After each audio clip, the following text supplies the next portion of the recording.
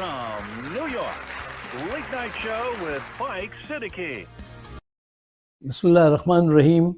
Allahumma salli ala Muhammadin wa ala ali Muhammad. Welcome to the show. साहिबों, Shahbaz शरीफ निगरां हुकूमत पंजाब की जर्नैलों को 45,000 एकड़ अराजी देने पर क्यों राजी हैं? क्या आप चाहेंगे कि कॉरपोरेट फार्मिंग के नाम पर मुल्की ज़राअत जो है वो भी जर्नैल चलाएं, वहां पे भी वो नफा कमाएं? देखिए, ये बहुत अहम खबर है। इसको सब लोगों को चाहिए था कि वो इसको इन्वेस्टिगेट करते और इस पर बात करते। मैंने सिवाय डॉक्टर शहबाज गिल के और किसी को नहीं देखा कि किसी ने इस पे बात की हो। बहुत सारी ऐसी खबरें होती हैं कि वो आपको सब्सक्राइबर नहीं देंगी, कोई माली फायदा नहीं होगा, लेकिन वो अहम बहुत होती हैं और इस बात से बेपरवाह हो जाना चाहिए और उस पर इन्वेस्टिगेट करना चाहिए, उसको मौजू जरूर बनाना चाहिए। ये बहुत अहम खबर है। अच्छा, देखिए, 4 अहम नुकात हैं जो मैं चाहता हूं, अहम पॉइंट हैं जो आप अपने जरा जहन में सजा लीजिए ताकि हम कम वक्त में जरा तेजी से जाएं और ज्यादा कम्युनिकेशन कर सकें। पॉइंट नंबर 1, देखिए, ये फैक्ट है कि ज़राअत सदियों से फैमिली टू फैमिली बिजनेस चलता आया है और अब कोऑपरेट जो हैं, ये बिग कॉरपोरेशन जो हैं, वो उस पर कब्जा करना चाहती हैं। पॉइंट नंबर 2, भारत में मुकेश अंबानी और बिरला, टाटा, पता नहीं कौन बड़े बड़े टाइकॉन जो हैं, वो वहां की ज़राअत पर काबू हासिल करना चाहते हैं और यही काम हमारे वहां हमारे बड़े बड़े जर्नैल करना चाहते हैं, कर रहे हैं।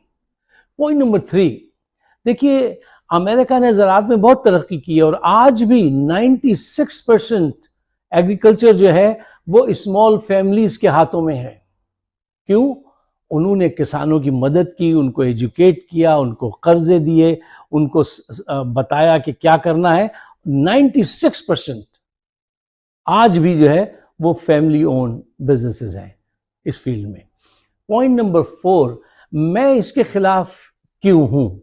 देखिए, पैसा और कुव्वत अगर आप एक ही जगह चंद हाथों में दे देंगे तो ये आजादी नहीं, महकूमियत है। ये तरक्की नहीं, तनज़्ज़ुली है। साहब, ये क्या बात हुई कि अंग्रेजों की गुलामी से निकले तो खाकियों की गुलामी में चले गए? ये तो नहीं मकसूद था, ये तो नहीं चाहते थे। इकबाल ने इस बात का तो ख्वाब नहीं देखा था। अच्छा, अब आइए जरा इस कहानी की और गहराई में उतरिए। इन 4 पॉइंट्स को अपने जहन में रखिए। लाहौर हाई कोर्ट ने जमीन की अलाटमेंट जो है उसके खिलाफ फैसला दे दिया है कि नहीं, आप ये काम नहीं कर सकते। और ये निगरां हुकूमत के तो बस का काम ही नहीं है ना, उनके तो पोर्टफोलियो में ये काम होना ही नहीं चाहिए, है ही नहीं, लेकिन फिर भी वो कर रहे हैं। अच्छा, अब जब कोर्ट ने मना कर दिया तो शहबाज शरीफ जो है वो एक नया जाल बनकर लाए हैं। अब वो क्या है कि उन्होंने एक ऑर्गेनाइजेशन बनाई, SFIC, तो उसका बड़ा लंबा नाम है। उसके थ्रू एक तकरीब में उन्होंने ये सारी बातें की, बाद में उस पर उन्होंने ट्वीट भी किया था। अच्छा, वो ये कहते हैं, उस इजलास में उन्होंने SFIC के ये कहा कि GCC कंट्रीज जो हैं वो साल में $40 बिलियन की ये ज़राअत के आइटम, खाने पीने के इंपोर्ट करते हैं और हम 4 से 5 साल में उनसे 50-60 बिलियन डॉलर की बिजनेस हासिल कर लेंगे।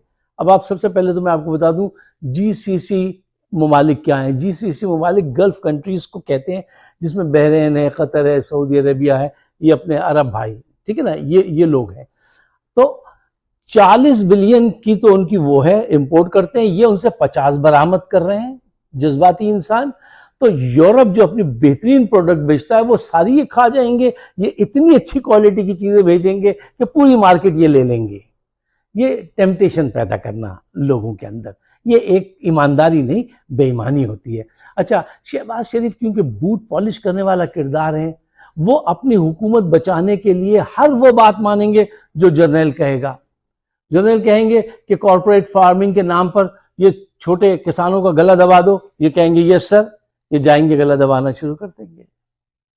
शहबाज शरीफ के पास इतनी दौलत है कि इनकी 5 नस्लें भी अब कभी गुर्बत का सामना नहीं करेंगी। इनकी बला से मुल्क की जमीनें देनी पड़ जाए दे दो, इनकी जेब से क्या जाता है?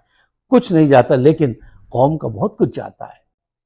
देखिए साहब, होना तो ये चाहिए था कि ये किसानों को एजुकेट करें, उनको कर्जे दें, उनको पानी दें, हैं, उन पर डाका ना डालें। ये उन पर डाका डालने की तैयारी की जा रही है, क्योंकि जर्नैलों को भी पता चल गया ये बहुत बड़ा बिजनेस है, बहुत बड़ा बिजनेस है, बिलियंस का। तो उन्होंने इनसे कह दिया कि अब हम ये बिजनेस भी करेंगे। वो 50 और दूसरे बिजनेसेस भी कर रहे हैं। इससे पहले कि हम उस तरफ जाएं, मैं एक बात और आपसे कहना चाहता हूं। ये देखिए कि जब ये बात आपके सामने कहें ना कि हम तो लोगों को रोजगार देंगे, आप रोजगार देने नहीं, आप कॉर्पोरेट लेवल पे ज़राअत का बिजनेस हथियाने के लिए आए हैं। आपकी नीयत और आपका काम उस तरफ का है कि इतने बड़े बिजनेस को इनके मुंह में दे दें, जर्नैलों को, लीजिए साहब जाइए पैसे बनाइए। अभी भी वो बहुत सारे पैसे बना रहे हैं, जिसका जिक्र मैंने अपनी एक वीडियो में आपके सामने तमाम रखा था। अच्छा, एक आखिरी फैक्टर सुनते जाइए, सोचते जाइए, अपनी आंखों से गवाही देते जाइए। इमरान खान कितना सिंसियर था। उसने किसानों को कर्जे दिए, सस्ती खाद दी, उनको एजुकेट करने का प्रोग्राम बनाया, उनको ये सिखाना शुरू करवा रहा था कि कम वक्त में ज्यादा फसल कैसे उगाई जाए। हैं? एक दिन मैंने देखा टीवी पे वो लोगों को बैठे किसानों को कह रहे थे कि यार अवाकाडो तुम काश्त करो, वो फल भी है, सब्जी भी है, यूरोप में बहुत महंगा बिकता है। और लोगों ने शुरू कर दिया है।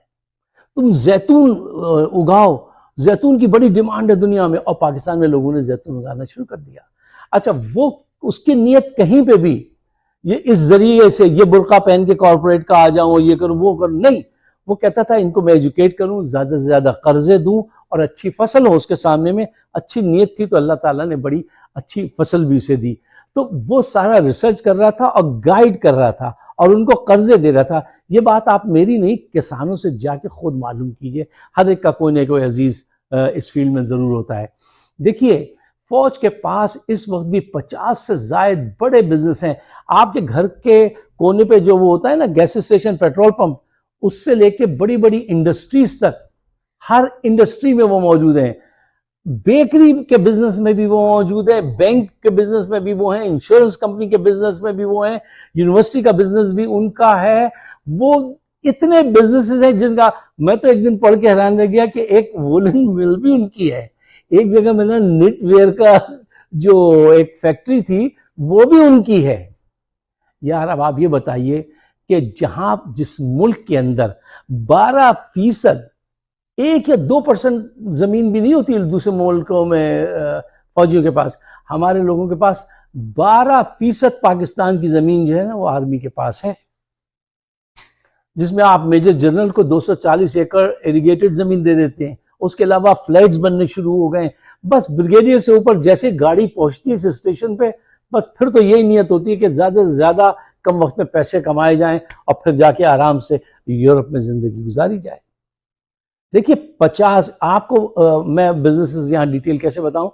एक किताब मैं रेफर करता हूँ आयशा सिद्दीका की, उस बहन ने कमाल कर दिया है, मिलिट्री इंक के नाम से, पीडीएफ उसकी भी मौजूद है, तो आप पढ़िए उसको।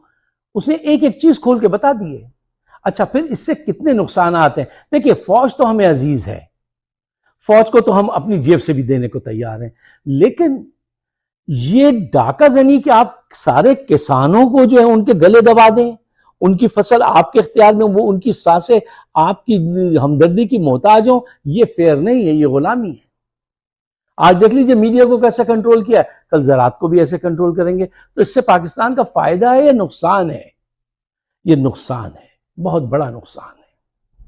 इसलिए अगर आप मेरे ख्यालात से इत्तफाक करते हैं, जरूरी नहीं है कि आप मुझसे इत्तफाक करें, आप इख्तिलाफ भी कर सकते हैं, हम फिर भी आपका एहतराम करेंगे।